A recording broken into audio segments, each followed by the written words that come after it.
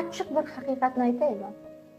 Agar erkak kishini daromadi ko'payishni boshlasa, agar u erkak jamiyatda ma'lum bir mavqega ega bo'lsa, uning ayoli, ya'ni turmush o'rtog'i o'ziga qarab yurishga majbur.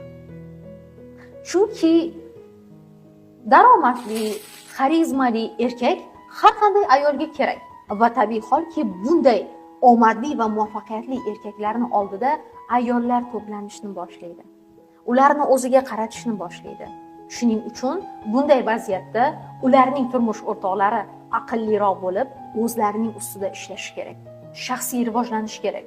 Chunki erkak kishi yuqoriga ko'tarilgan sari uning yonidagi turmush o'rtog'i ham ko'tarilishini xohlaydi. Ya'ni bir-biriga mos bo'lishini xohlaydi. Lekin ayol kishi o'ziga qaramay qo'ysa, qaramaslik deganda ko'rinish haqida aytmayapman.